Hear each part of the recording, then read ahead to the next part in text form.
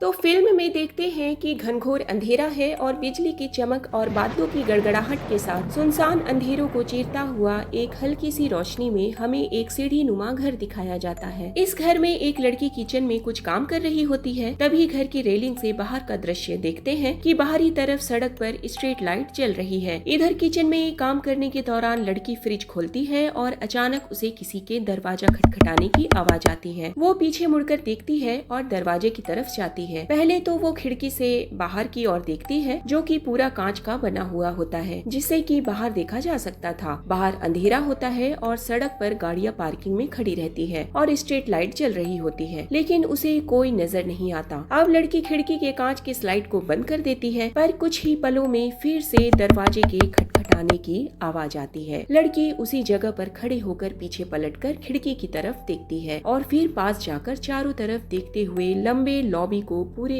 अच्छे तरीके से नजरें घुमाकर देखती है और फिर थोड़ा सोचते हुए खिड़की के पर्दे सरका कर ढक देती है। थोड़ी देर वहीं खड़े होकर डरे हुए हालत में खिड़की के तरफ ही देखते रहती है। तभी देखते ही देखते उसे फिर से खटखटाने की आवाज आ जाती है और वो बिना देरी किए हुए सहमी सी तुरंत पर्दे को हटाकर देखती है तो उसके सामने सीढ़ी वाले लॉबी में एक लड़की पीठ घुमाकर बहुत ही डरावनी स्थिति में बैठी रहती है। ये देखकर लड़की बहुत ही अंदर से डर जाती है। बाहर सीढ़ी के पास बैठी ये लड़की बहुत ही भयानक रूप में जल्दी जल्दी सांस ले रही थी। अब वो धीरे धीरे अपने चेहरे को इस लड़की की तरफ घुमाती है और इस लड़की से कुछ कहती है तो ये लड़की जल्दी से मेन दरवाजा खोलकर इस लड़की की तरफ मदद करने के लिए आती है तो देखती है कि वहाँ पर कोई नहीं रहता। ये देखकर इस लड़की का दिमाग सुन्न हो जाता है और फिर से अपनी पूरी लॉबी में चारों तरफ देखती है और फिर घबराते हुए दरवाजा बंद करके लॉक कर देती है। अब रात का सीन दिखाया जाता है। लड़की सोई हुई है और इधर थोड़ा सा दरवाजा खुलने की आवाज आती है। ऐसा लग रहा था कि दरवाजे के पीछे से कोई देख रहा है। तभी उस कांच की खिड़की पर किसी के भयानक से हाथ मारने की आवाज अचानक से आती है। फिर उस लड़की का डरावना चेहरा सामने दिखता है और जल्दी से खिड़की के कांच की स्लाइड बंद हो जाती है। यहाँ पर दिखाया जाता है कि ये लड़की इन सभी चीजों को सपने में होता हुआ देखती है और सोए हुए हालत में ही घबराई और डरी हुई बेचैन सी रहती है। इसी डरावने सपने से उसकी आंखें झटके से खुल जाती है और तभी उठकर अपने मेन डोर की तरफ जाकर लाइट ऑन करती है और डरे हुए कदमों को आगे बढ़ाते हुए खिड़की के पास जाकर पर्दों को हटाकर बाहर देखती है कि कुछ ही देर में एक भयानक सा हाथ इस लड़की के हाथ को पकड़ लेता है, जिसे छुड़ाते हुए ये पीछे की ओर गिर जाती है और अपने आप को बचाने के लिए खिड़की की तरफ देखते हुए धीरे धीरे पीछे की ओर सरकने लगती है। तभी खिड़की में लगी पर्दों के बीच में से एक खतरनाक चेहरा सामने की ओर निकलता हुआ दिखाई देता है, जिसे देखकर लड़की डर से कांपने लग जाती है।